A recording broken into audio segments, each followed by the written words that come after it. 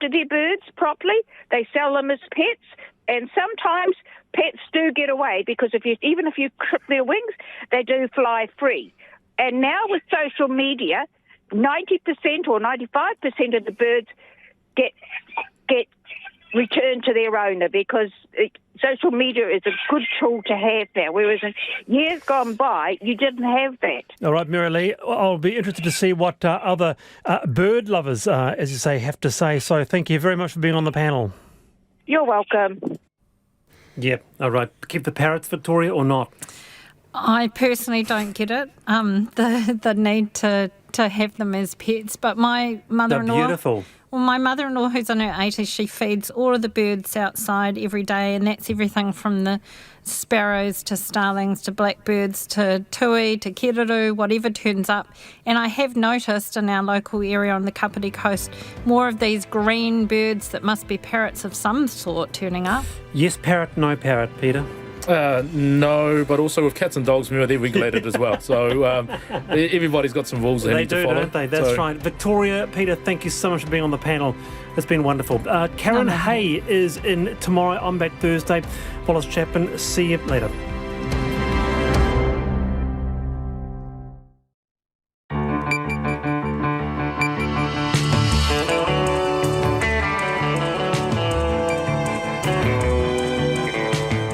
Whakarongo mai koe ki te reo irirangi o Aotearoa. This is Checkpoint on RNZ National. I'm Lisa Owen. Our Haere nei, a bubble buster puts quarantine-free travel with Australia at risk.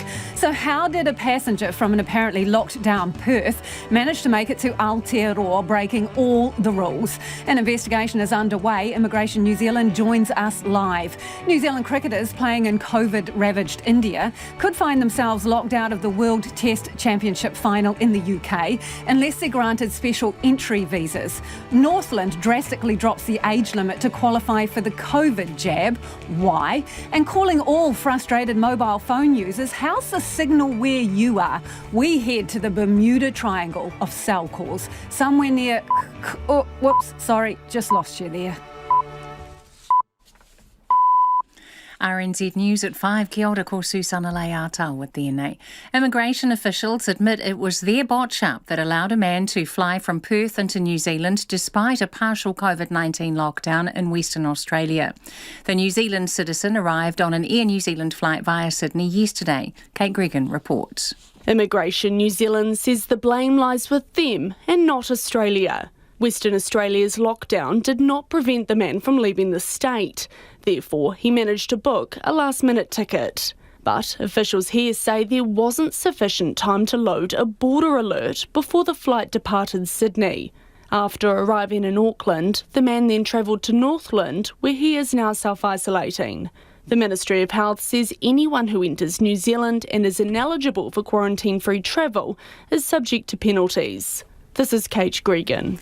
Public health expert Michael Baker is calling the mistake a teething problem with the travel bubble system rather than a fundamental flaw.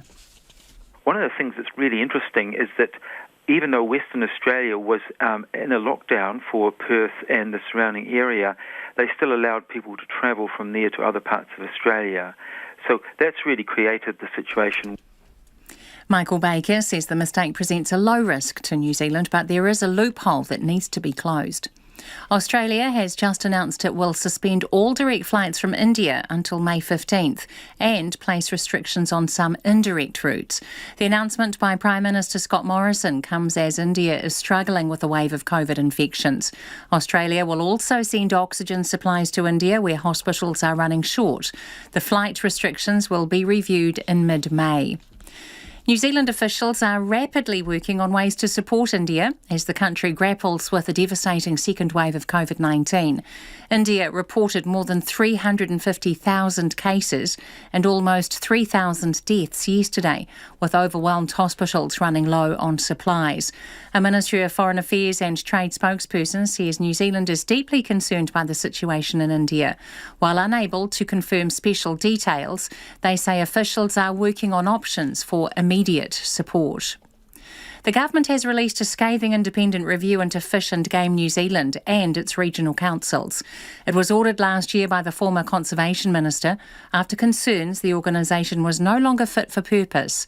The review described Fish and Game as having a lack of good governance and made more than 35 recommendations, including reducing the number of regional councils from 12 to 6.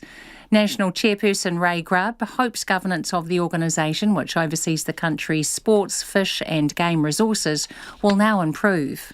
And the opportunity to put strategic directions in place that we haven't been able to in recent times because of our structure. Ray Grubb says it has been 30 years since there has been change at Fish and Game, and the review is an important health check. An autism advocacy organisation says children with autism can thrive in mainstream education, but teachers need more training and schools need more resources. A 13-year-old autistic boy who was suspended after being involved in a fight has been excluded from an Auckland school despite appealing for help from the Children's Commissioner. Autism New Zealand Chief Executive Dane Duggan says it regularly receives requests for help from parents of children excluded from schools because of their behaviour. We're just still not resourcing the system well enough, and we're not really providing enough training and education to the teachers and the other educators in the school. Also, it all starts from the top. So a lot of what we advocate for is making sure you get the principals and board of trustees on board to really filter that right culture down. Dane Duggan says exclusions are common. It's 4 minutes past 5. The New Zealand cricketers involved in the IPL are anxious about the record number of COVID-19 cases in India, but still intend continuing in the competition. 3 Australian players have decided to return home because of concerns about the pandemic in the country, while batsman Chris Lynn has asked Australian cricket to arrange a charter flight to bring players home at the end of the IPL.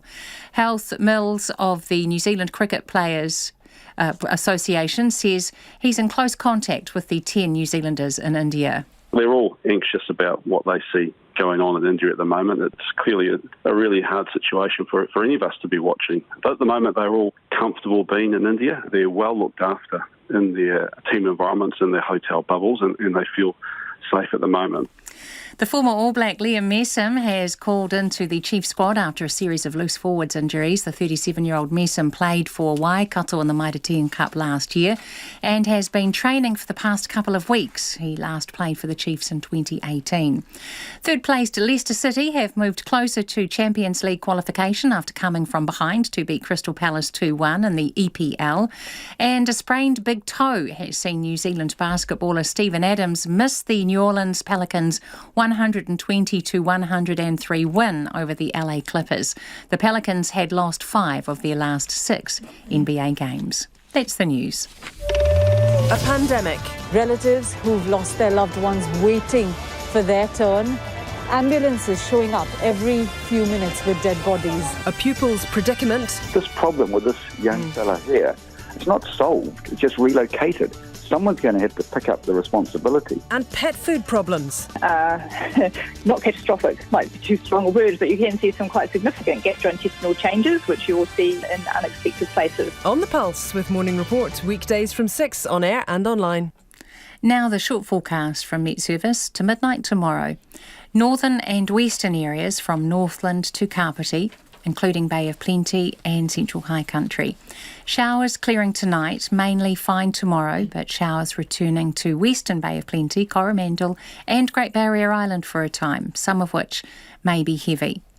Gisborne, Hawke's Bay, Wairarapa, Wellington and Marlborough. Showers clearing south of Wairoa tonight and elsewhere tomorrow afternoon. For Nelson and Buller, fine spells and a few showers, especially about the ranges, becoming fine tomorrow. Westland mainly fine. Canterbury, Otago and Southland, showers retreating to the coast tonight, mainly fine tomorrow. Some rain about Southland from the afternoon. Fiordland mainly fine tonight, showers in the south, rain developing tomorrow. Chatham Islands, rain easing to showers tonight, then clearing tomorrow. RNZ National, it's 7 minutes past 5. Thanks, Susanna. Tēnā koutou katoa, no mai haere mai ki Checkpoint e tēnei rā, ko Lisa Owen tēnei. The Trans-Tasman bubble has sprung a leak that has the potential to sink the entire quarantine-free travel arrangement with Australia.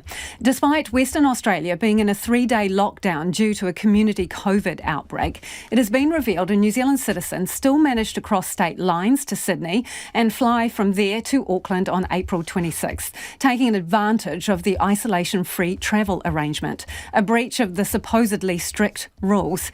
His bubble busting was only subsequently picked up during routine passenger checks after he arrived, which prompted a scramble to alert the Ministry of Health and find his arrival card for contact tracing. The passenger is now in Northland, self-isolating. And joining me now is Immigration New Zealand manager Peter Elms. Peter Elms, is this your mistake, your ministry's mistake?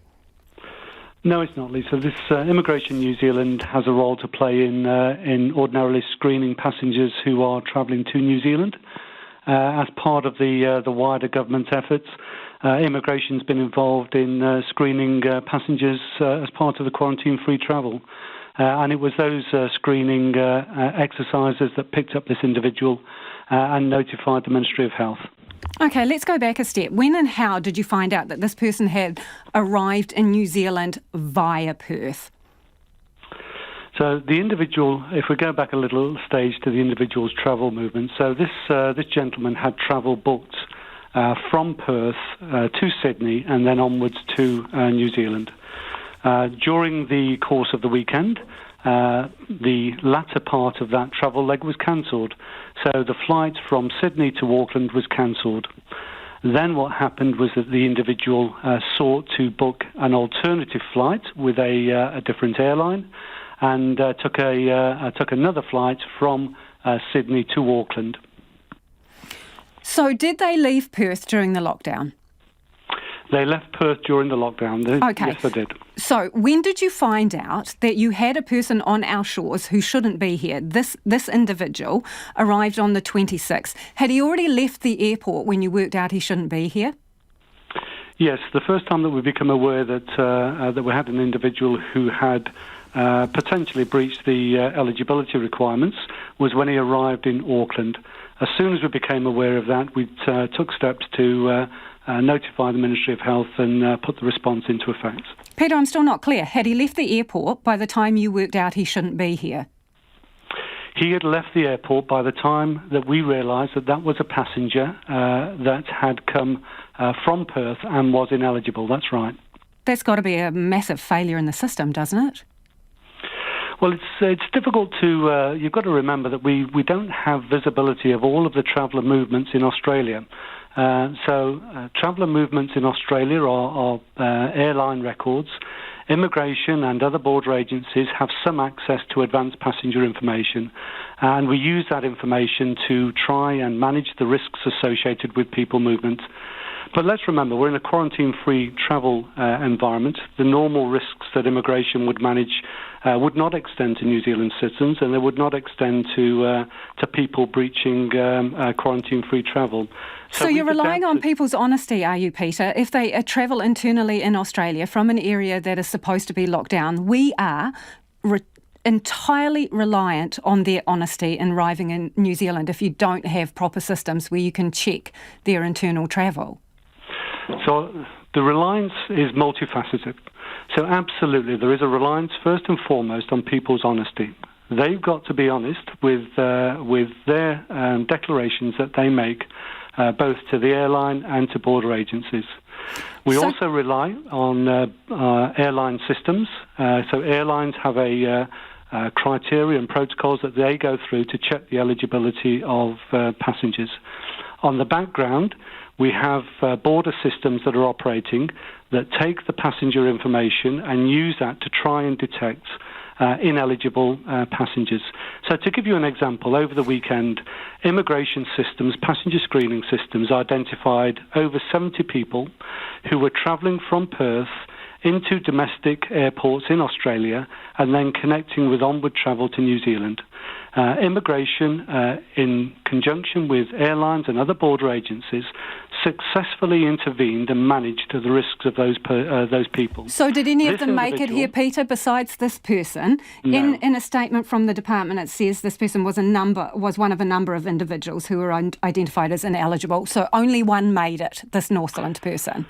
Yes, only one person has made it out of the individuals that we've identified over the weekend. Okay, so the background to the individual that made it to New Zealand is such that there was deliberate changes made to the travel itinerary and the travel booking that made it extremely difficult for border agency staff to pick up that individual's details prior to arriving in New Zealand. Okay, Peter, so to be clear on that, and I'm sorry to interrupt, but this is important, are you saying that this person willfully deceived in order to make it across the border? I'm saying that this person has got a case to answer, and so that's why agencies are following. So it is your belief that they tried to bury, hide or deceive in terms of their arrival from Perth, the fact they had originated from Perth? Now, I'm not in a position to say exactly what was in the individual's mind. What I'm saying here is that the changes that were made to that person's travel itinerary were made in a way that makes it very difficult for border agencies to identify him quickly and intervene before he boards a plane. So we are entirely reliant, when it comes to the crunch, Peter, on a system which... Well, the fail-safe is people's honesty, and if they're not honest, we're totally exposed here. No, as I said before, it's a combination of systems. So, if it's a combination of systems, then how did this man manage to get through? What was the other specific failure that allowed him to arrive in New Zealand, if it wasn't honesty? So we're talking about one individual out of approximately 74 individuals who had domestic travel through Australia who met the same type of profile. So that's not a failure. That's one individual. We need to take that into context. It only takes one, though. We're constantly told that, Peter. It does, and there were particular aspects related to this individual's case which made it extremely difficult to pick him up before he boarded the plane. But was he asked when he came in where his original place of origin was? So that's a matter for the airline. So the airlines actually have got questions to ask at check-in in Sydney where they confirm whether somebody's travelled from Western Australia. Now, we don't know whether that question was asked of this individual or what his response was. But suffice to say, there was enough information known to give a good indication that the person knew that he should not be travelling to New Zealand. Indeed, his flight to New Zealand had been cancelled. Now, so he knew, but he still came, Peter. He knew, but he still came. He knew he shouldn't be here. Those are the questions that he'll have to answer. That's not for me to say on his part. All right. So what are the potential penalties for this then, if he is found to have been deceitful or intentionally come here knowing he wasn't eligible? Yeah, that's a question for the Ministry of Health and the New Zealand Police to answer. So it would be potentially a breach of the air border order, and there are penalties associated with that. So, but those questions should be directed to the regulatory agencies. So this person is in Northland now. When you caught up with them, where were they? Have they driven up the island and stopped off and, had a drink, used the toilet, mixed with people and all the rest of it on their way to Northland? So immigration's role in this is once we've identified that individual has potentially come into New Zealand and is ineligible under the air border order, we contacted the Ministry of Health directly. Within 3 hours, less than 3 hours of that person arriving, the Ministry of Health had all of his contact details, including cell phone, including address, and they were the ones following up, and they did that quickly.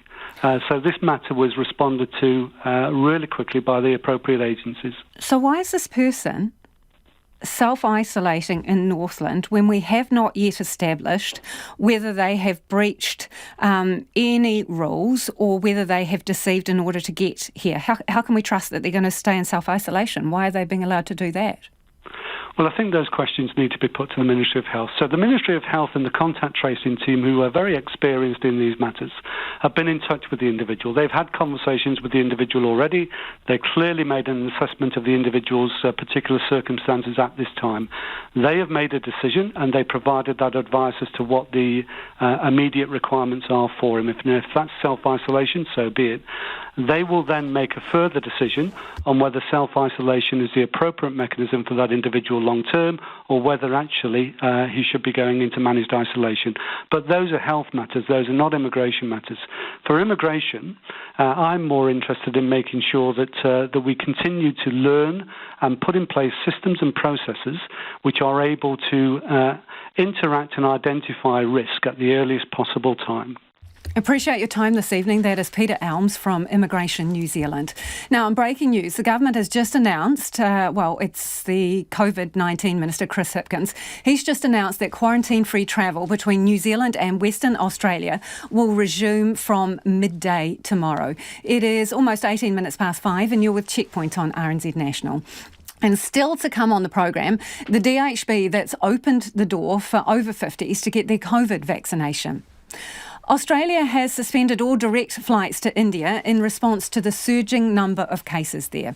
Prime Minister Scott Morrison says the pause will last until the 15th of May and the decision will be reviewed before then.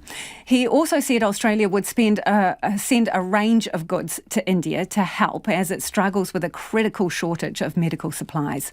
That will include 500 ventilators as well as 1 million surgical masks, goggles and gloves.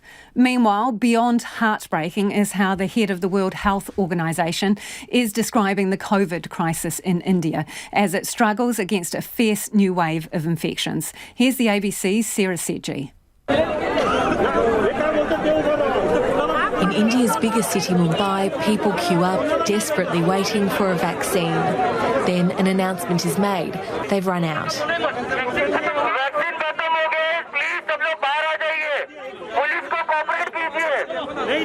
India is caught in the grip of a worsening crisis and its health infrastructure isn't coping. Well over 17 million people in India have been infected with COVID-19 and close to 200,000 people have died. Those figures are most likely an underestimate. All many officials can do is plead for people to stay calm.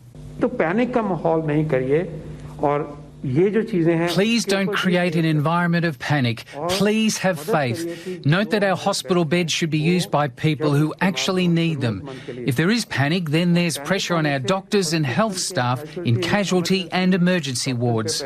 But hospitals simply cannot cope. People are dying on the streets. Hospitals just don't have the capacity to help.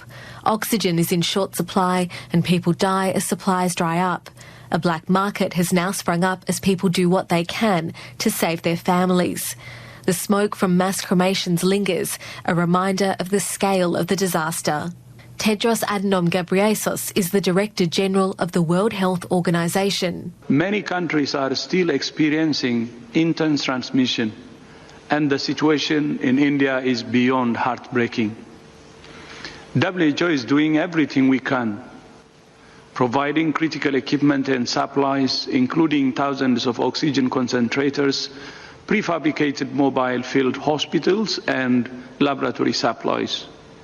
WHO has redeployed more than 2,600 staff to support the response on the ground. India's retired medical military staff are joining the front lines to help.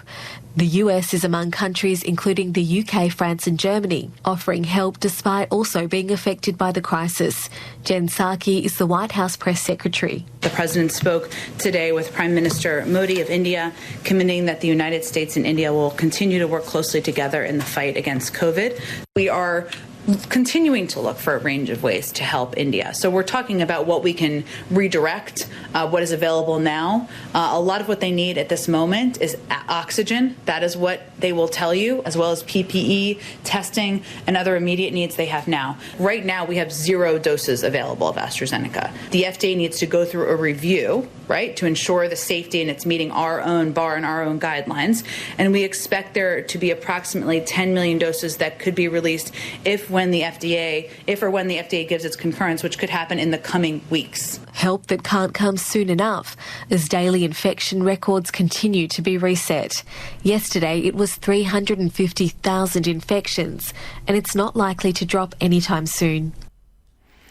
New Zealand cricketers in India could miss out on the World Test Championship final unless the UK government grants them an exemption to enter the country.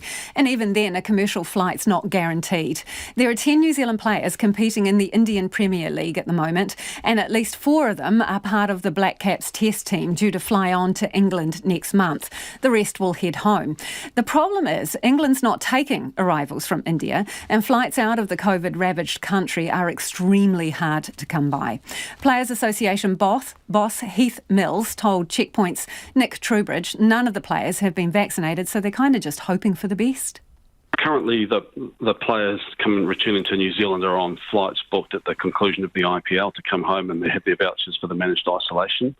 Obviously, in the recent weeks, though, we've seen some countries' border situation change and close. So that's a watching brief. It's a fluid situation, and we just need to keep looking at that. And if the situation changes and the players need to change flights or need to come through different countries, well, then that's something we would need to look at.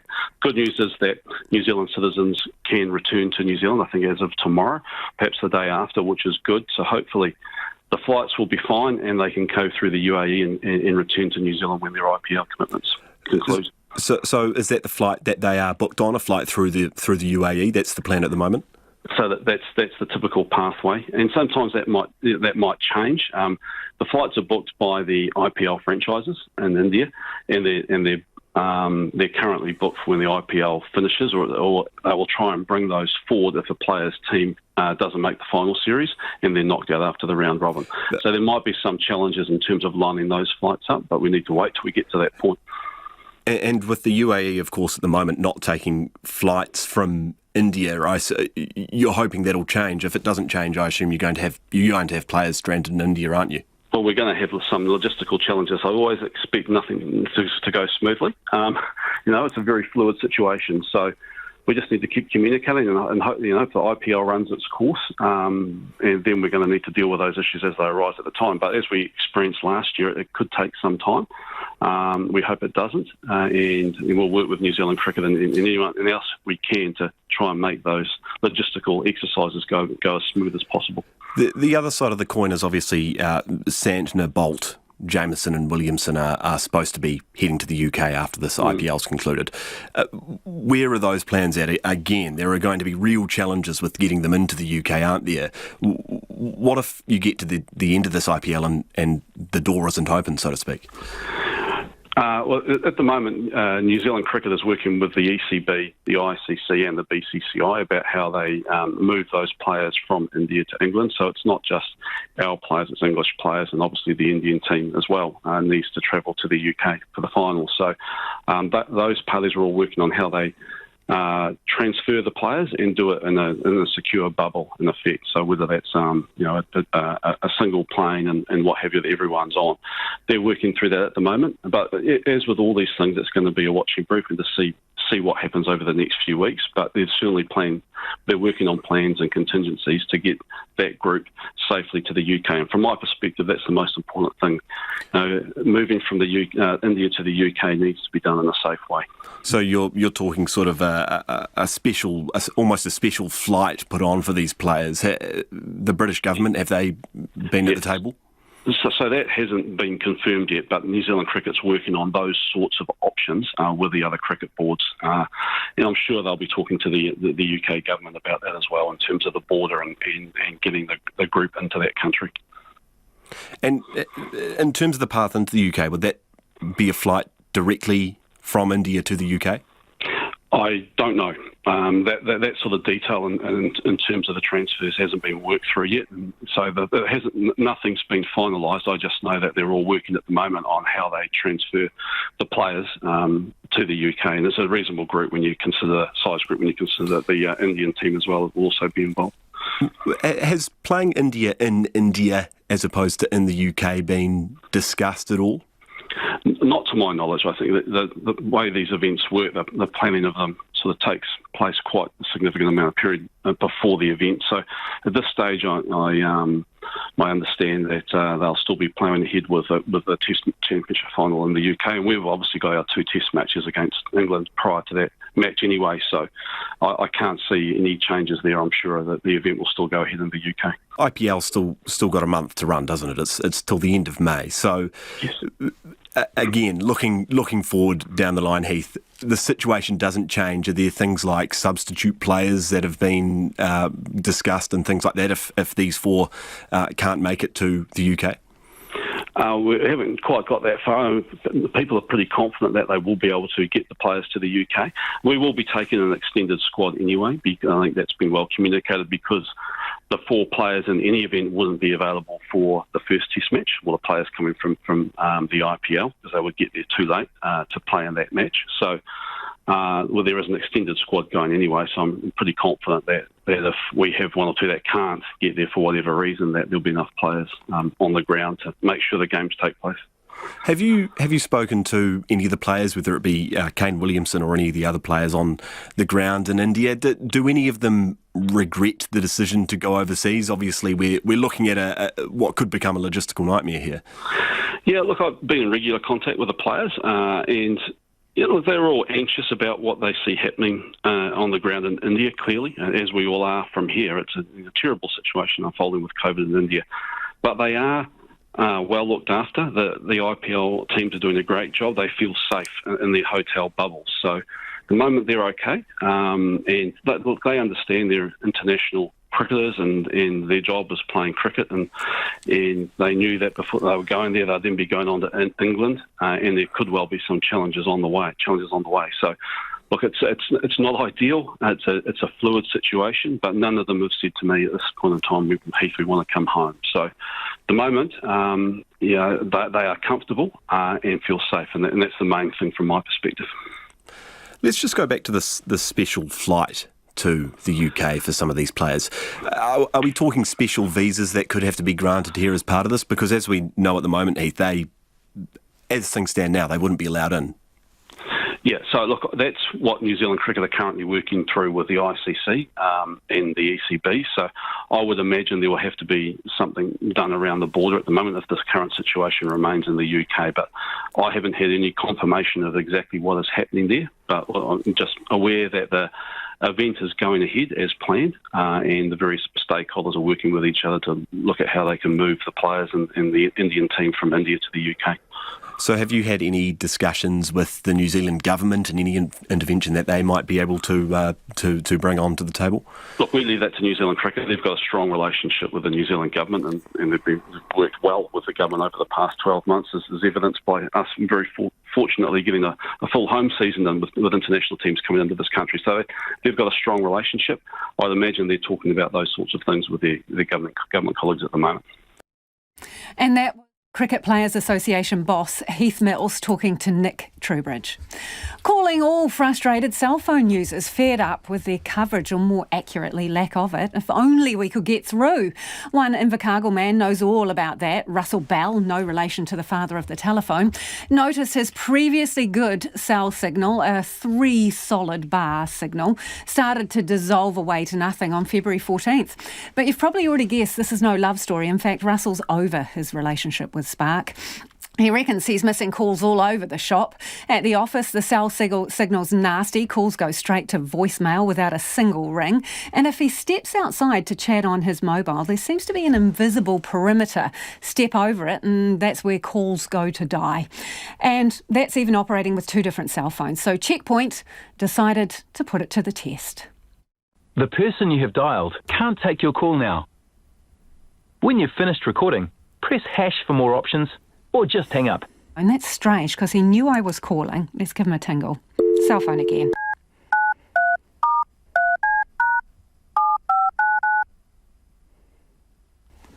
Might have to be third time lucky. No dial tone there. Shall we try? The person you have dialed can't take your call now. When you've finished recording, press hash for more options, or just hang up. Russell, it's Lisa Owen calling from Checkpoint. Might have to try you on your landline. Hope to talk very soon. Thanks so much, Russell.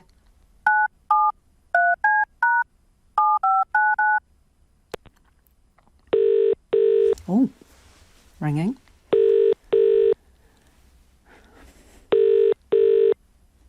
Hello. Hi, is that Russell? It is. Russell, it's Lisa Owen calling from Checkpoint. Really good to talk to you, finally. Hey, where you been, mate? I tried you a couple of times on your mobile phone. Did it ring at all? No. Didn't ring? No, I haven't had one yet. And I haven't had a missed call notification yet either, because that sometimes comes through afterwards as well. So, is your mobile on? Yes. So, you didn't get a call in the last couple of minutes, you haven't had a notification of a missed call, and no notification of a message left for you? No, nothing as yet. Gosh, so tell us, how is the reception at your place, Russell? It's deteriorating. What do you mean by that? Well, it's getting worse. We used to have about 2 or 3 bars of signal, but now I'm lucky to get one. Okay, so when you say you used to get about 3 bars, are you telling me that this is a problem that's kind of developed over time? Yes. When did it start to go bad? Oh, it's been doing it for a while, but it's got worse this year. So how bad would you say it is? Well, on some days I get absolutely no reception at all. I actually rely on the phones for work, and I have people that just can't get hold of me. Well, listening to this, Russell, I'm wondering, you must live at the end of the universe if you can't get cell signal in this day and age. So exactly where are you? I'm actually inside the old Invercargill city boundary. In fact, my boundary is the old Invercargill city boundary. That's before they pushed it out to the large area that they call Invercargill City. You're urban? Yes. What do you think of this situation then? Well, it's terrible. In fact, when I first started, they said they'd have to come out to check, but I've never heard from or seen anybody here regarding the service as yet. So hang on a minute. Your service provider is Spark, yes? That's correct, yes. You've complained to them about, well, the lack of service, yes. And they said someone would come. I got that impression the first time I rang. The second time I rang and said that no one's been out, and they said, we don't send anyone out to the home. So I couldn't understand why, if you don't send someone out, that you're actually finding out that your reception is lousy in some areas. They just keep telling me that the tower is working correctly. And have they offered any explanation as to why the signals got, crappy over the last few months? Absolutely none whatsoever. What about your neighbours? The business next door, he tells us that if he's walking around his yard, he loses reception as well. So what happens if you were to take your mobile phone and wander a few metres down the road? What happens with your signal then? Not a lot. Still bad? Yeah. This isn't sounding too flash. What about text? Can you text? Most times I can. But there have been a couple of days where I couldn't even text. It wouldn't even send it. Are you absolutely certain there's nothing wrong with your phone? Absolutely certain, because it's not just the one phone. I use 2 phones. So both cell phones have the same issue with reception? Oh, yes. I mean, I could be talking to someone and just take a step and they can't hear me. I can hear them, but they can't hear me. You get used to it, but I shouldn't have to. I mean, say I'm paying for a service which I'm not getting. So how would you describe the service that you are getting, Russell? I wouldn't describe it at all. I'm not getting a service. That's the problem. If I were to call you, for example, if I was to hang up from this phone call, Russell, yep. And you were to go outside with your mobile phone, right? Yep. And I called your number again, do you reckon I'd get through to you? Possibly. Okay, and then what would happen if you walked back into your office, do you think? Yeah, I'd lose you.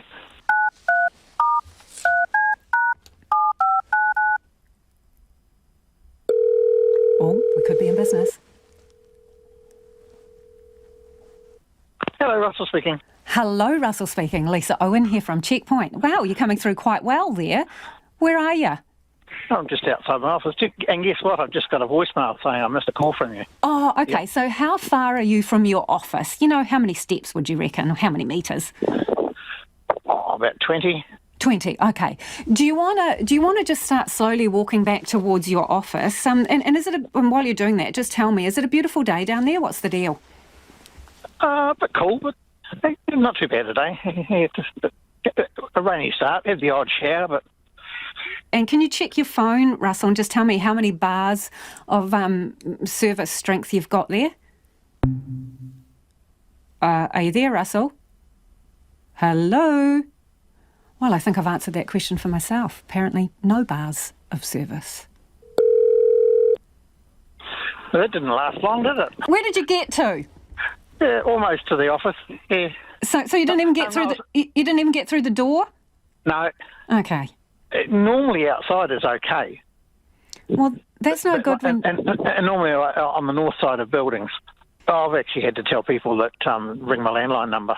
I'm probably only about 5 k's from the local tower as well. Are you? Okay, so really close. And you're still there. Oh, hello. Are you there, Russell?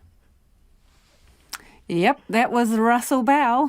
Does that story sound familiar to you? We would love to hear from you. What parts of the Motu have dodgy cell coverage still? How bad is it in your area? Get in touch if you can get a text out. I think we go for, carrier pigeon if you can't. Now, Checkpoint has just heard from Spark with the following statement. We would like to apologise for Russell's experience and the delay on our part in rectifying the issue. Previous attempts to troubleshoot with the customer were unsuccessful. However, we've now spoken with Russell and can confirm that he is now able to make and receive calls over 3G. We have arranged for a technician to visit Russell tomorrow to check if any environmental changes may be impacting coverage in the area. Once we have a field report from our technician, we'll be able to work with Russell on next steps. Again, Spark says we sincerely apologise to the customer for the inconvenience. We will continue to work with him to ensure the issue is resolved.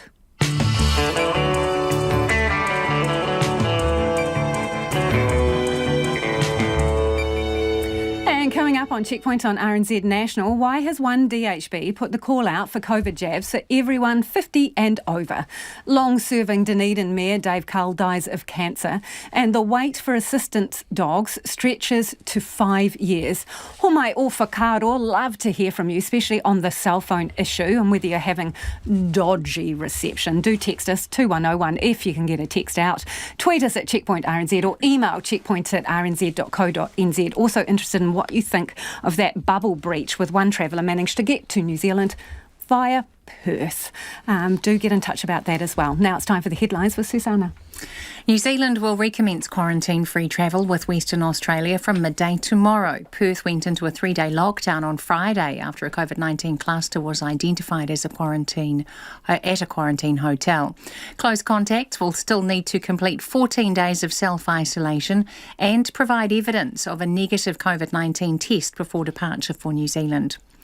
Australia has just announced it will suspend all direct flights from India until May the 15th and place restrictions on some indirect routes. The announcement comes as India is struggling with a wave of COVID infections. Meanwhile, New Zealand officials are rapidly working on options for immediate support for India, with overwhelmed hospitals running low on supplies. The Ministry of Foreign Affairs and Trade says New Zealand is deeply concerned by the situation there.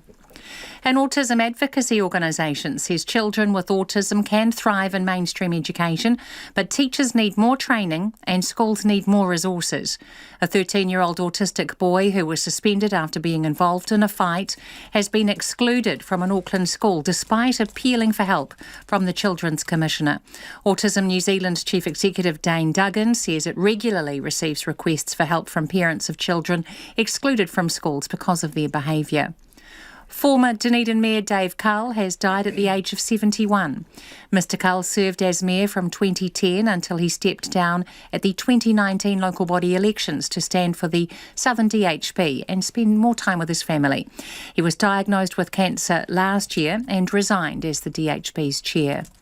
An environmental group's appeal against a controversial marina on Waiheke Island has been turned down by the Supreme Court. The Kennedy Point Marina was granted resource consent in 2018 for its 186-berth marina and floating car park at Pūtiki Bay. Those are the latest news headlines on RNZ National. Our next news and weather update is at 6. Thanks, Eho. No mai, hoki mai. It's Checkpoint and I'm Lisa Owen. Let's get to the business news now with Nicholas Poynton. Nicholas, business news sentiment hangs in the balance. That sounds pretty dramatic. Yeah, I think that's probably a good way to explain this latest annual report that's come out from the accounting software firm MYOB. Hanging in the balance, maybe tipping one way versus the other slightly. That's sort of business optimism versus pessimism, because the headline numbers to come out of this report is that more firms expect to be or see their revenue grow in the next 12 months. 27% over the next 12 months from now, compared with about only 21% last year. However, only still 40% of firms expect to see sort of flat revenue growth over the next 12 months. And the difference, well, they actually expect their earnings to actually decline. And that's, it is an improvement over last year, and it shouldn't be too surprising given the sort of swift economic rebound we saw coming out of last year's lockdown. But there still are a number of concerning sort of parts of this report that will be giving some firms sort of headaches over the next 12 months.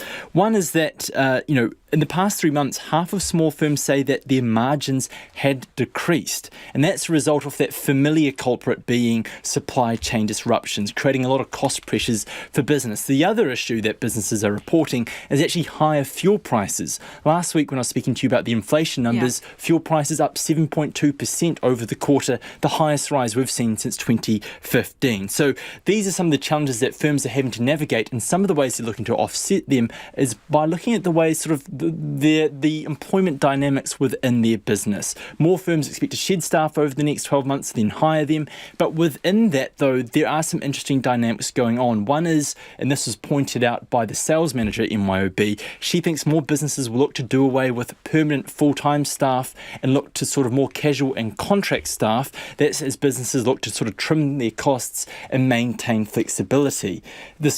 And she was of the view that there would be an opportunity once we saw sort of conditions normalise. Think about the tourism businesses. When they started to see more certainty in their business, that they would begin to take staff back on full-time again. So that's some of the ways that firms are looking to sort of offset these pressures. But it is bad news for the labour market. For people who are looking for sort of gainful employment that's secure, getting a paycheck week to week, not knowing that, your contract's not going to be terminated at any sort of sudden point or anything like that. So there are a number of concerns out there.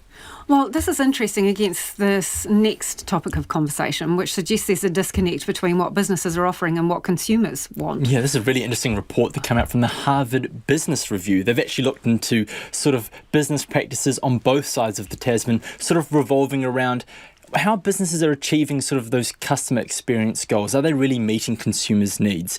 And the report says in many respects that they're actually not. There are basic things in the customer experience that what consumers want that businesses aren't living up to. One of the clear areas is an improved online experience. Consumers spent more time than ever last year buying stuff online.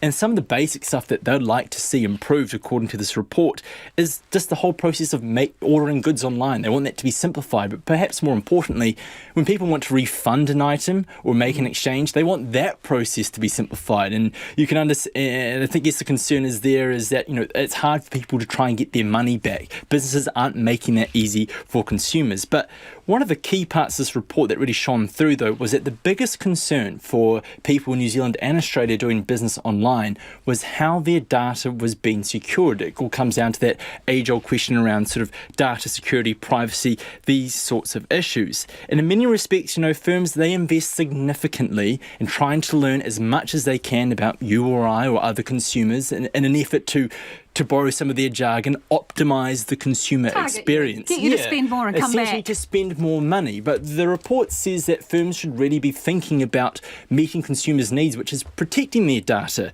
And basic things, just clear transparency about how people's data is going to be used. Will it be passed on to third parties? What protections are being placed? How is the data encrypted? These are the sorts of things that this report suggests could be a selling point for firms. And I guess a big example overseas, which is maybe a groundbreaker, is Apple.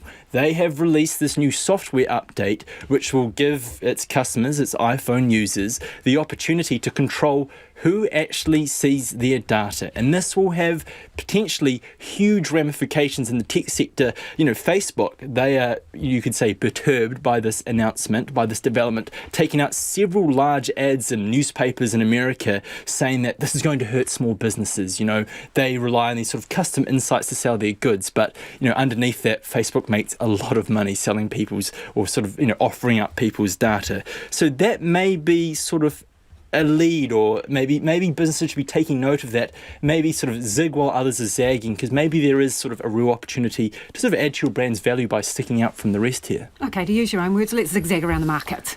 NZX is down 30 points to 12,621. The dollar is at 72.2 US cents and 92.7 Australian. Ngā mihi mō te rā. Thanks, Nicholas. Nicholas Poynton there with Business News.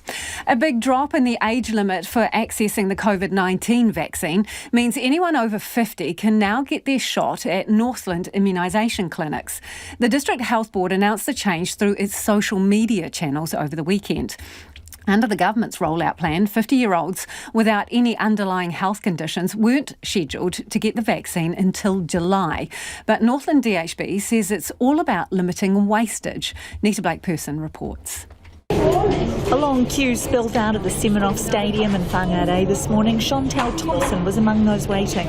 Today I've actually picked up my grandparents who are over 65 and who were keen on getting their COVID shots. So I've brought them through from Whangaruru. That is about a 40-minute drive. While Chantel's grandparents met the previous immunisation criteria of 65 plus, she wasn't aware of the age change, meaning anyone over 50 could today get the vaccine. I knew for Kaumatunkuya there was just as long as they were over 65, which is great. I didn't realise they'd dropped down to 50 because I had an uncle who was actually interested in the same area, the same house, and he is 50, so I could have brought him along had I known. Never mind. She wasn't the only one slightly confused. Robin Grieve turned up after being alerted by family, but wasn't sure about why the age had changed. My daughter showed me on Facebook feed that there was this vaccination today, which surprised me because we're not in any of the groups that's been identified as been vaccinating today. So you turned up because you thought it was a good opportunity? Yeah, well, I thought so. I'd just see what it's involved and get vaccinated because we've got to do it eventually. But yeah, it just didn't seem to me it wasn't part of the program, so I was very surprised. And he questioned the way information was being sent out. Pretty haphazardly, I'd have to say at this stage, because, as I said, I mean, I'm conscious of the fact my mother, who's 95 and has got a heart failure, hasn't had her vaccination yet, and her group is vaccinating. But our group, who's over 50, is not even on the list until group 4, I think. Yeah. So I'm quite confused about the whole thing, but happy to get vaccinated either way. While the line moved quickly, there was a lengthy wait. An hour and a half up till you get your vaccine. Okay? Just everyone wants to get it today, which is awesome. Gloria Reid waited with everyone else through the rain at times. We won't get COVID, but we might get pneumonia.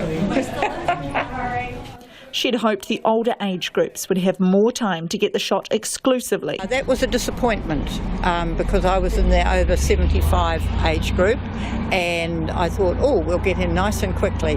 But then this morning I saw it again on Facebook and thought, oh, darn, it's now down to 50, yes. In a statement, Northland DHB's Chief Executive, Dr Nick Chamberlain, says the DHB realised people over 65 had been offered their flu vaccine last week, and those who took it would have to wait 2 weeks before getting their COVID immunisation.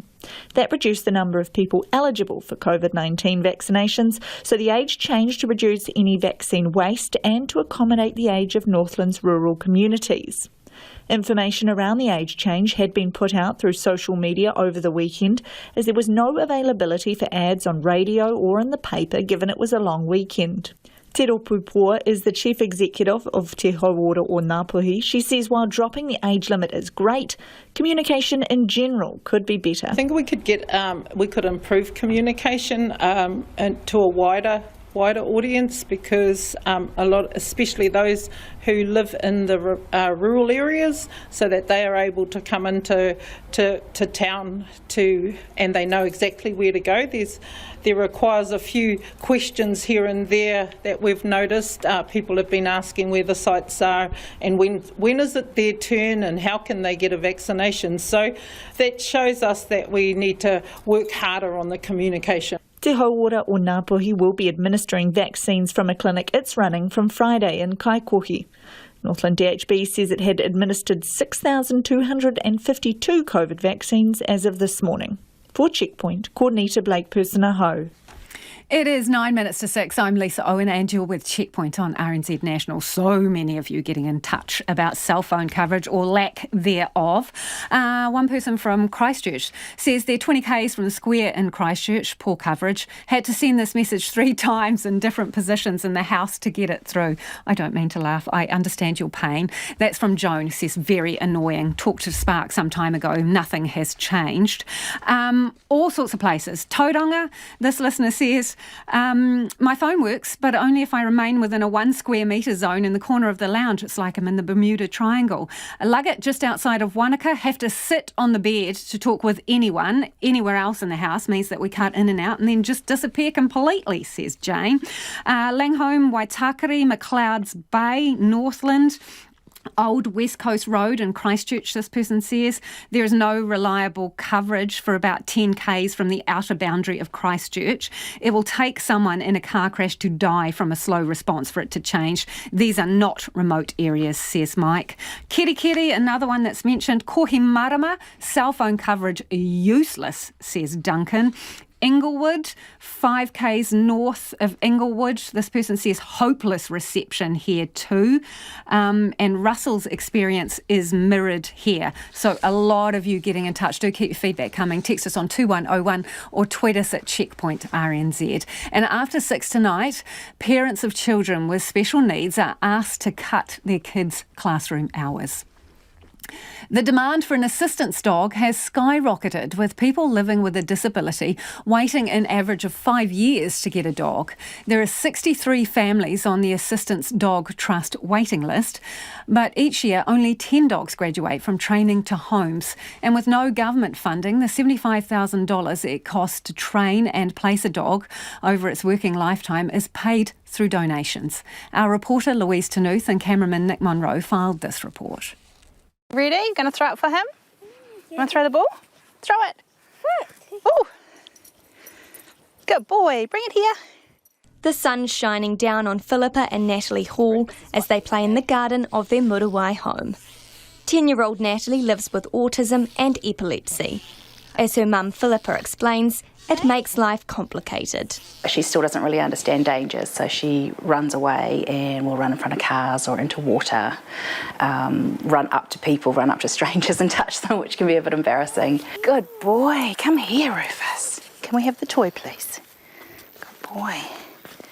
That's where their dog Rufus comes in. He works as her restraint, keeping her out of harm's way by being tethered together whenever they're in a public place. The idea came to Philippa when she stumbled across an article a few years ago. 3.5 years later, they got Rufus. He's only been a part of the family of 5 for 2 years, but he's changed their lives. We got to the point where it was so dangerous and so stressful taking her out in public that we really just stayed home. And if there was something we had to do, my husband and I would split, and one of us would take the boys or go where it was and the other one would stay home with Natalie. So now we go places that other people just think are normal, like going to the zoo, going to the beach, going for a walk. Not only has Natalie gained safety. Last weekend he was out in the backyard at my parents' place when we were visiting around there, and he started barking. And he never barks. I heard him bark in his sleep and that's it. So he started barking and we went out and had a look, and Natalie was halfway over the fence. Look, Rufus, no dogs. Hey. She's got a best friend. She doesn't mind because he's her buddy.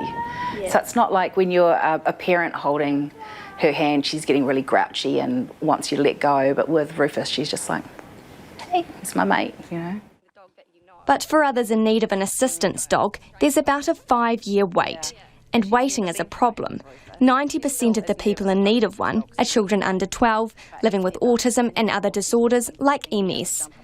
Fundraising and Communications Manager Alex Williams for the Assistance Dogs Trust explains why. The demand from the sector is huge and we're entirely self-funded. So at the moment we simply can't keep up with the real needs. So one of our dogs is completely life-changing for the clients, as you can imagine, and for the families. And as we raise awareness about what we do, more families realise that, this is the right tool for them.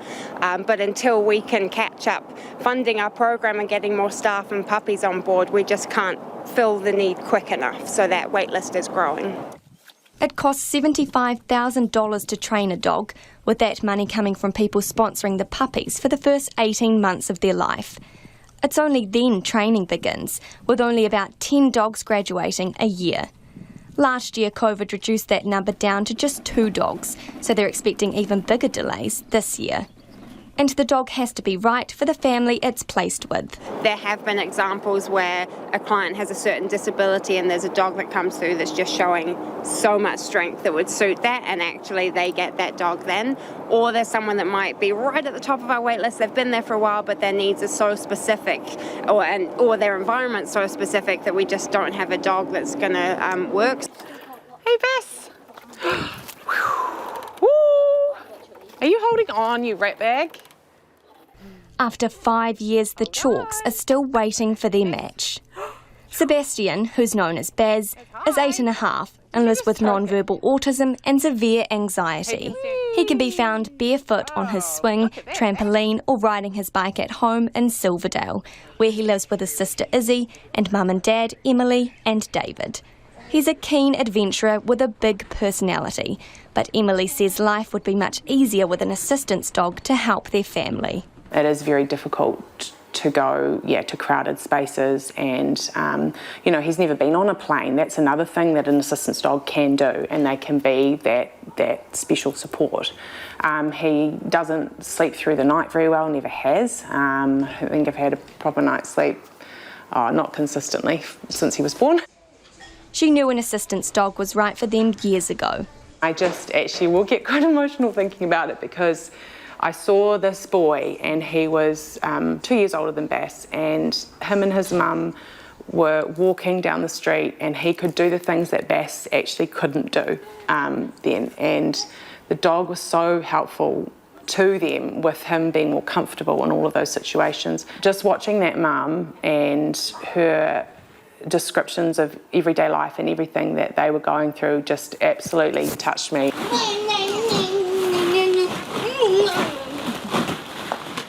While waiting for a dog, they've moved to a more fenced-in property and changed Baz's school.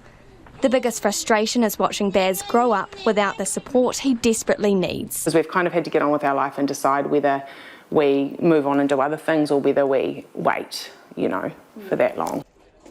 The Trust is hoping to find them a match as soon as possible, but they're juggling the backlog created by COVID last year and working with limited funding. Keep pedaling, go, go, go. Steering. Good job. The Chalks hope the dog will arrive before Baz's carer Emily leaves for the Air Force next year to replace his current best friend with another. For Checkpoint, Louise Tanuth. And check out that piece from Louise online. The pictures are so cute of the little puppies. On the person who travelled to New Zealand during the Perth lockdown, this listener says the traveller should be kicked out. What a joke. Someone else says why the bubble is or was a stupid idea, relying on honesty. These are often the self-entitled people putting our country and unvaccinated vulnerable at risk. Wait for the vaccinations, says Rick. This system is idiotic. Where are the Northland contact points? What town?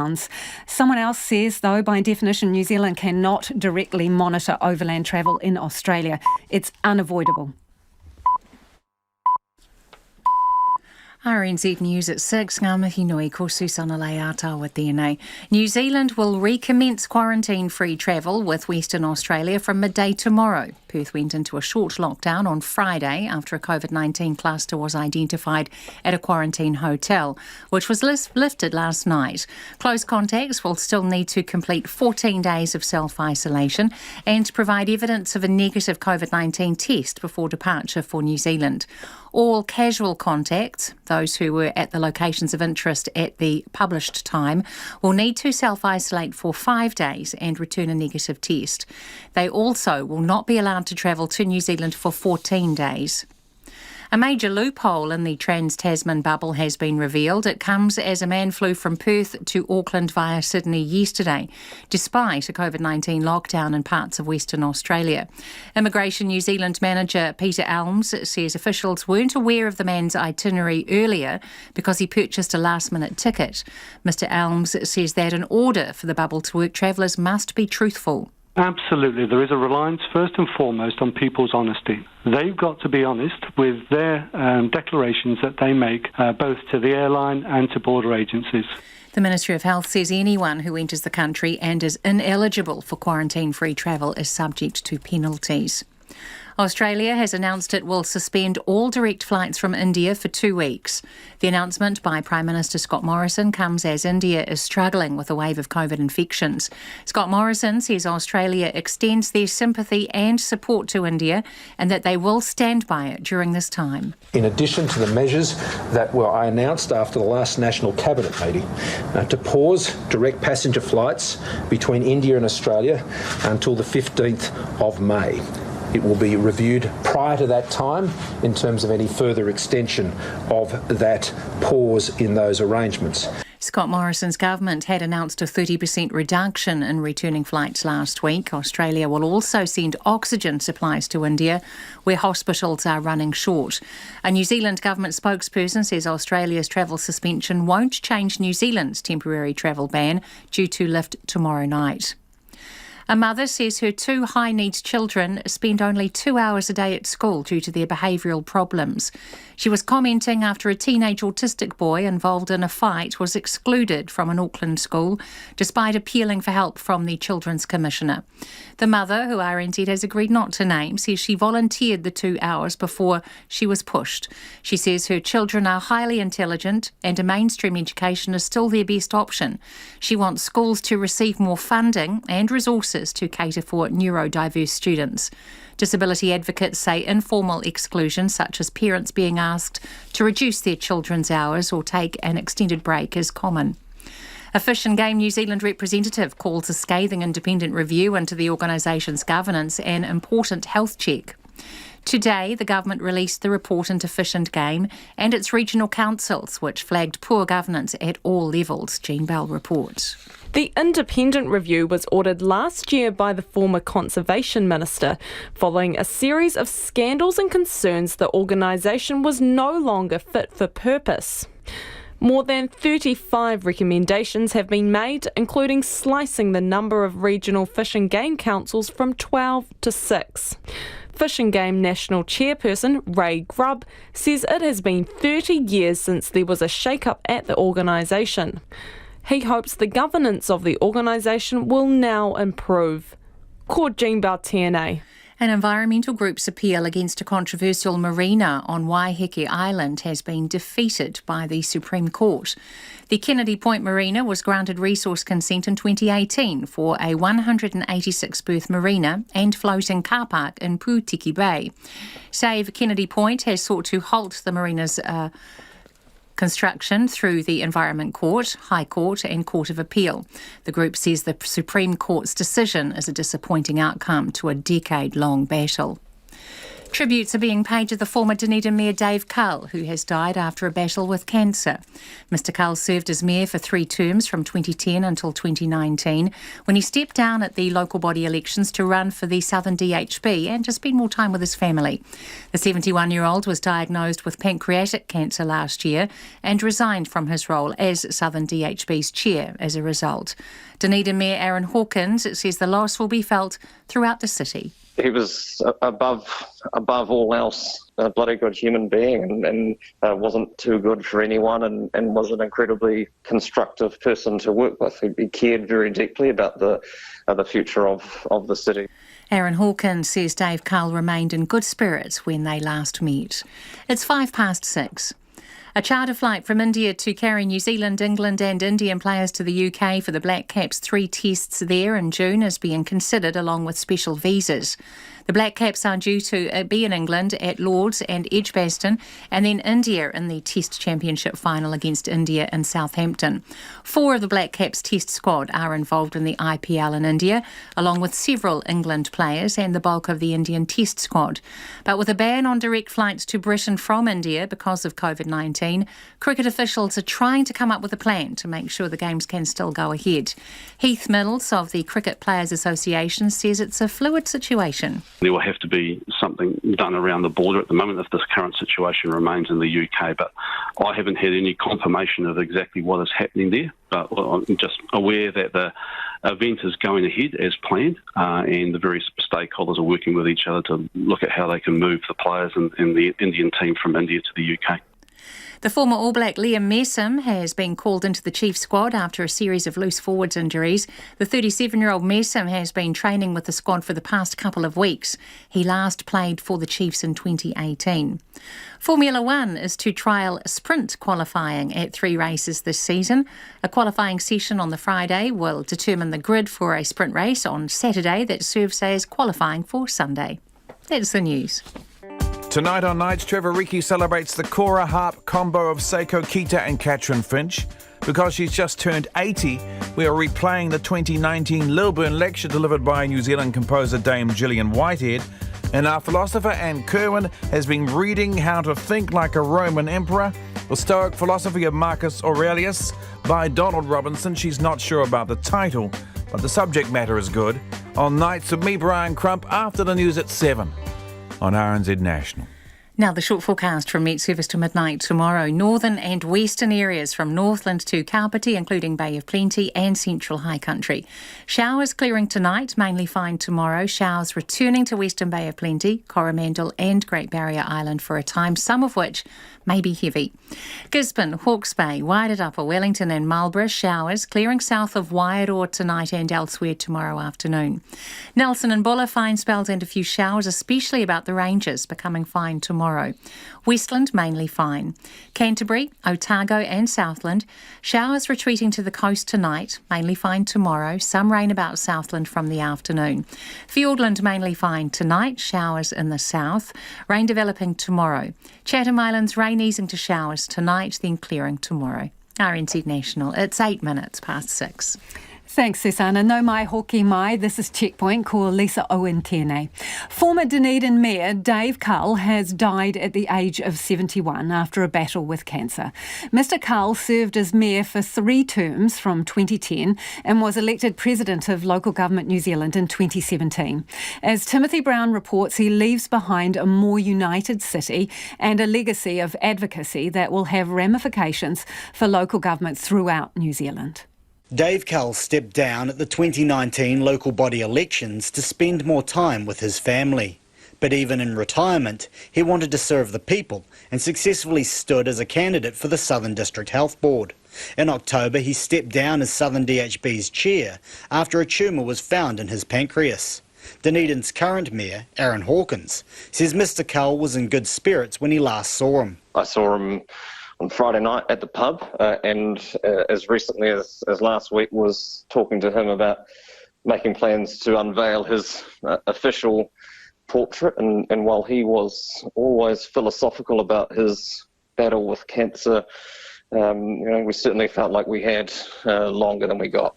He says Dave Cull's loss will be felt throughout the city. He was above all else a bloody good human being, and wasn't too good for anyone, and was an incredibly constructive person to work with. He cared very deeply about the future of the city. Mr Hawkins says his thoughts are with Mr Cull's family, who sacrificed much during his near decade as mayor. It's an all-consuming job and something that his family made significant sacrifice in order to enable him to do that, and it's a cruel outcome that his retirement was as short-lived as it was. Dunedin's residents remembered Mr Cull's mayoralty fondly. I think more than anything for me, he's one of those politicians that kind of rose above politics, so he was really always trying to find that middle path and find a way that everyone could win from something.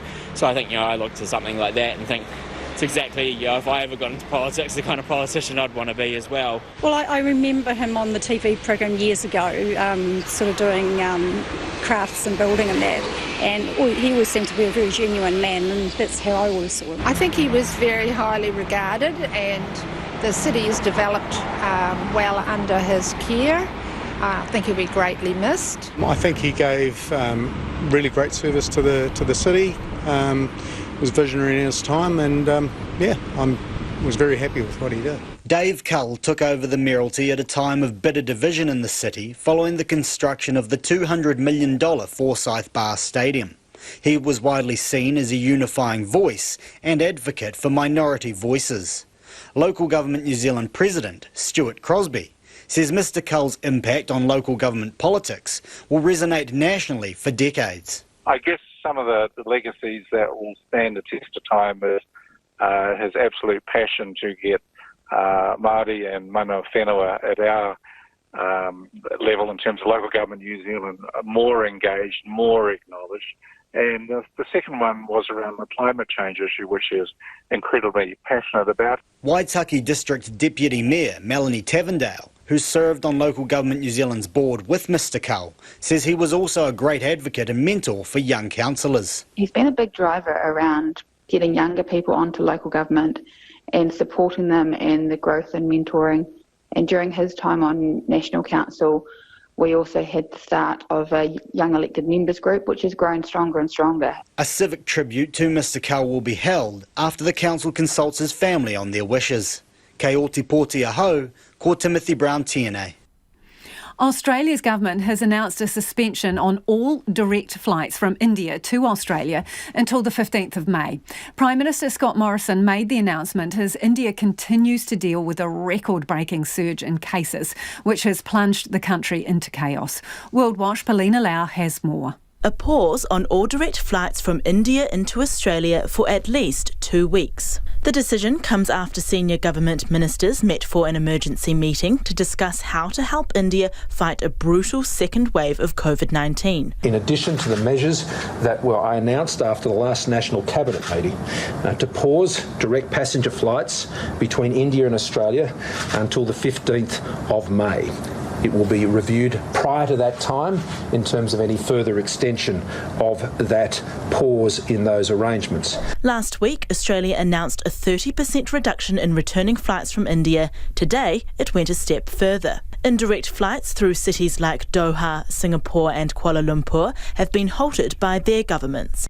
It's as the situation in India gets more desperate. The country has recorded a 5th day of record daily cases with more than 350,000 new infections. A critical oxygen shortage has left people turning to the black market, with the price of cylinders skyrocketing. With no beds left inside hospitals, people are dying on the streets before being seen by a doctor. It's a humanitarian crisis, and it's one that's gripping the world. This has been the case all around the world over the course of the last year. That is the nature of a global pandemic. That is why we've been repatriating Australians from India, some 20,000 or thereabouts, over recent months, in directly contracted flights as well as facilitated flights that the Australian taxpayer have supported to get as many people home safely as we can. More than 8,000 Australians are stranded in India. Australia's High Commissioner Barry O'Farrell says consulate staff are in regular contact with those most at risk, and none have contracted severe cases of the virus. Well, I think it's best understood as being akin to the predictions made last year when COVID first struck the world. There were dire predictions last year.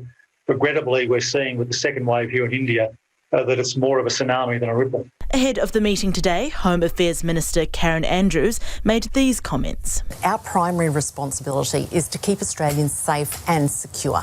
So that is our overarching responsibility. We do have obligations, though, to make sure that we can support Australians to come back home. But Australia has agreed to send 500 ventilators, 1 million surgical masks and 500,000 units of medical supplies, including face shields.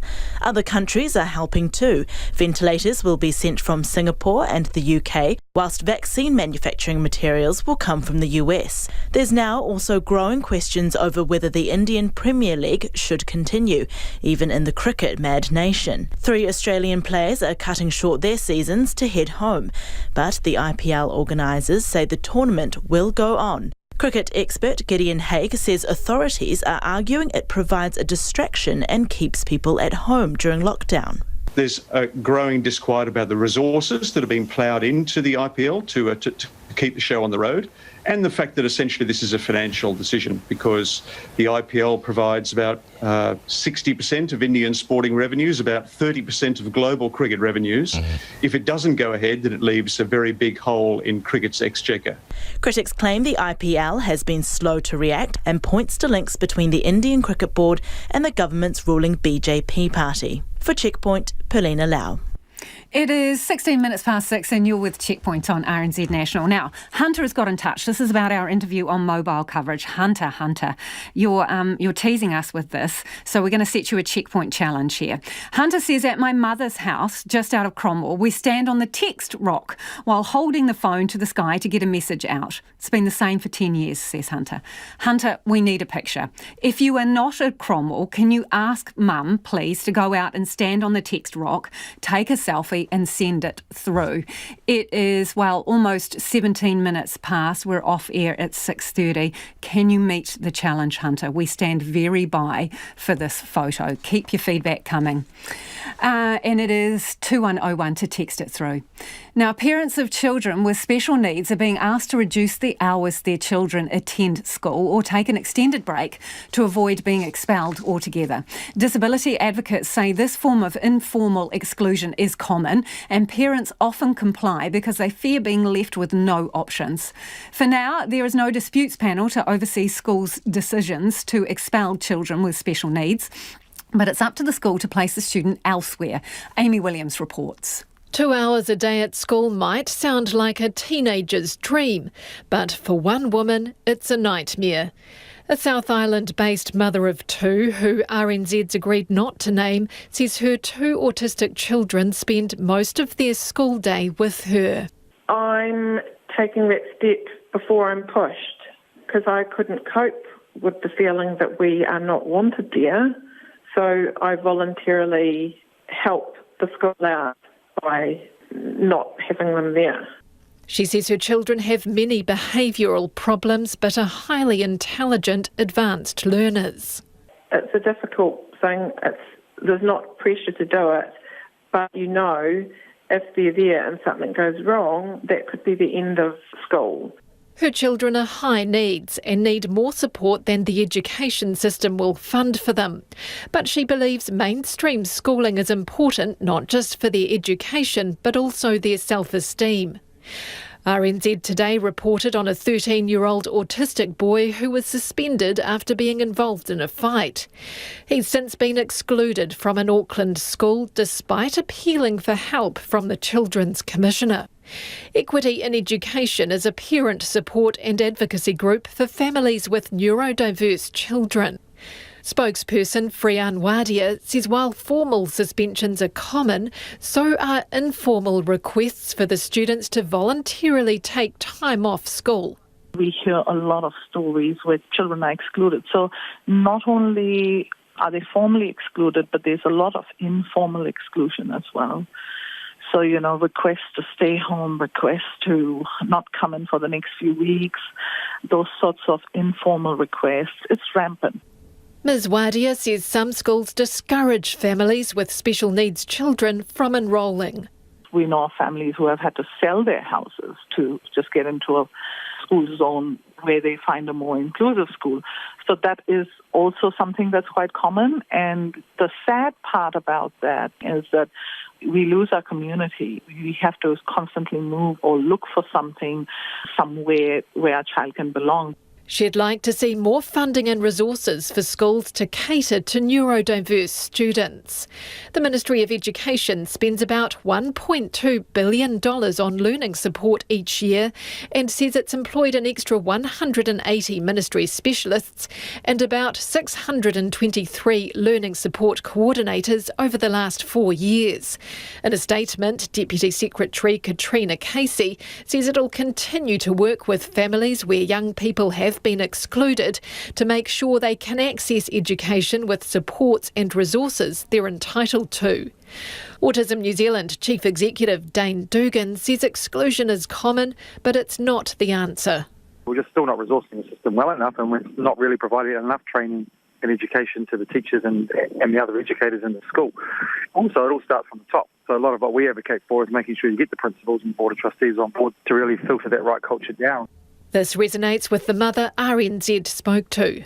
It really would help if all staff had training in neurodiversity, disability, mental health issues across New Zealand, whereas it seems to be an optional thing for teachers to have that training. She's concerned the current system is setting her children up to fail. For Checkpoint, Amy Williams.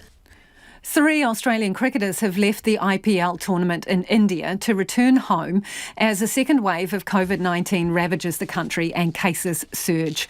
India's recording more than 300,000 COVID cases a day. There are now growing questions over whether the tournament should continue.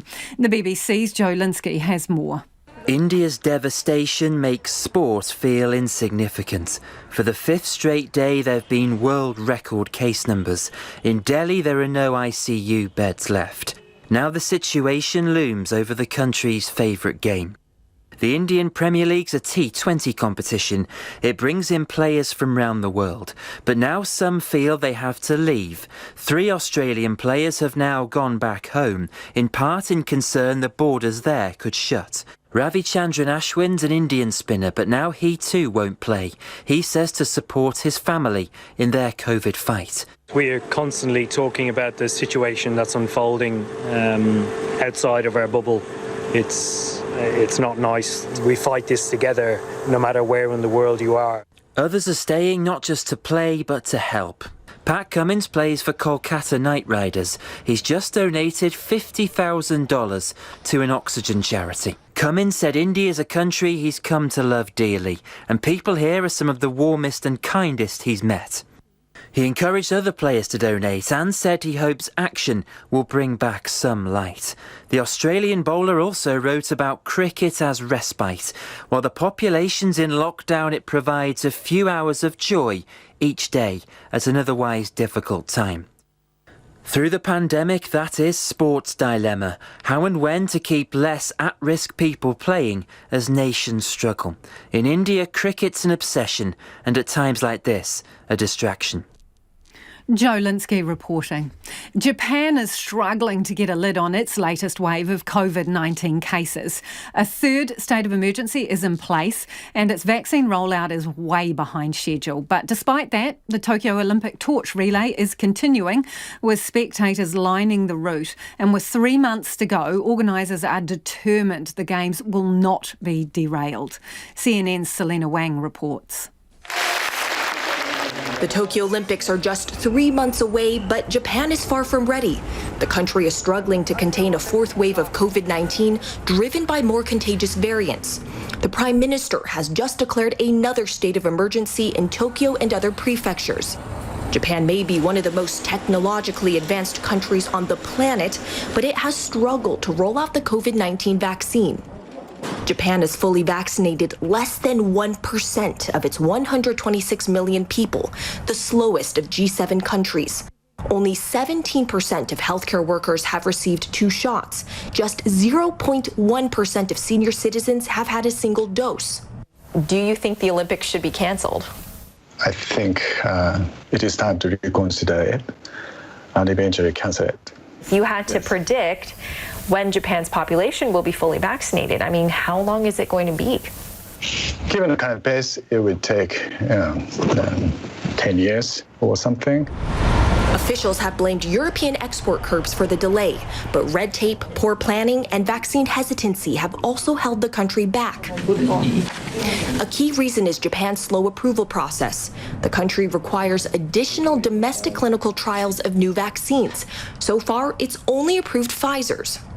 Officials say the cautiousness is necessary. Japan has one of the lowest rates of vaccine confidence in the world, driven by a series of vaccine scandals over the past 50 years. A key lawmaker said vaccinations for people over 65, which only started this month, may not be finished until end of this year or next.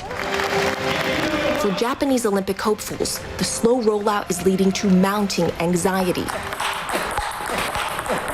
73-year-old Kimi Besho is vying to be in her 5th Summer Paralympic Games, a competition she says she's risking her life for. I'm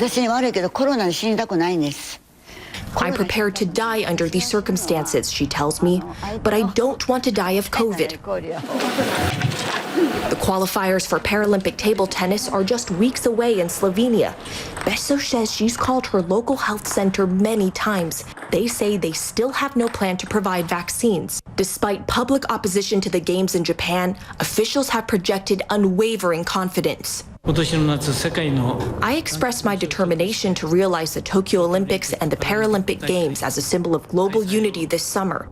And President Biden once again expressed his support, he said.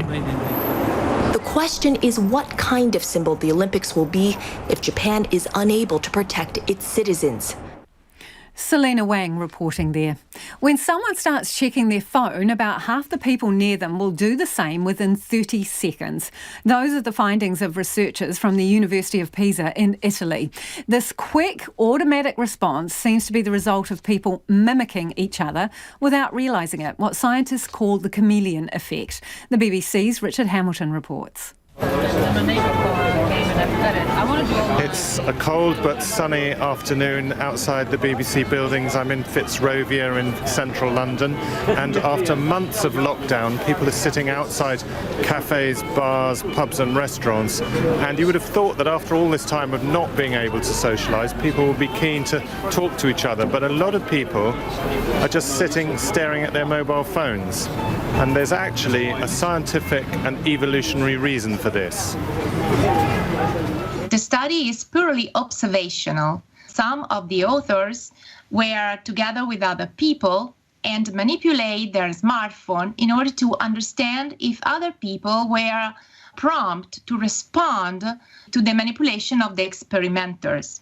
Dr. Elisabetta Pelagi from the University of Pisa had already investigated the chameleon effect in humans, studying facial expressions, hand gestures and yawning. So when one of her students, Veronica Maglieri, noted how people, including herself, always seemed to pick up their phones when others did, they decided to conduct an experiment. The team watched 88 women and 96 men in 820 different situations, such as parks and restaurants, to see how many would look at their phones after someone else did. The individual who triggered this response pushed buttons or swiped the screen for 5 seconds. The researchers found that 50% of the others looked at their phones within 30 seconds of the trigger looking at their phone. But just 0.5% did so when the trigger touched the phone without looking at it. One woman who was sitting opposite Veronica in a waiting room saw her check her phone and within seconds called someone else and said, "Hey, I just felt like calling you. I don't know why." And that was Richard Hamilton reporting. Before we go, some of your feedback on the person who arrived in New Zealand from Perth, even though they shouldn't have been able to make it through because of the lockdown. Leanne says, I think the media needs to examine individuals' responsibilities more. Unless we all have a chip implanted in us to monitor our movements, a foolproof system is impossible. We as people need to be more responsible for our actions. But Tony says, no wonder COVID gets into New Zealand. It's the government departments which operate in silos. They assume enough another department is following up with all entries in New Zealand. This is not good enough, all in caps. COVID doesn't stop spreading because of government departments assuming another department is doing their job. And oh my goodness, on the mobile phones, boy, it's a wonder anyone can make a call in this country, judging by this feedback. So this listener, 3Ks from Rotorua Airport, no reception, or at best some areas outside. Invercargill CBD, appalling, says Ben, had to walk half a block outside to speak to someone. 4Ks from Masterton, says Jill's, no hills in the way, but very poor coverage. All roads in and out of Mangawhai, full of extended dead zones, this listener says. 1.4 Ks from Darfield Cell Tower, get 0.5 bars on the cell phone. Chatfield Place, Remawera, abysmal. Back tomorrow. RNZ News headlines at 6:30. New Zealand will recommence quarantine-free travel with Western Australia.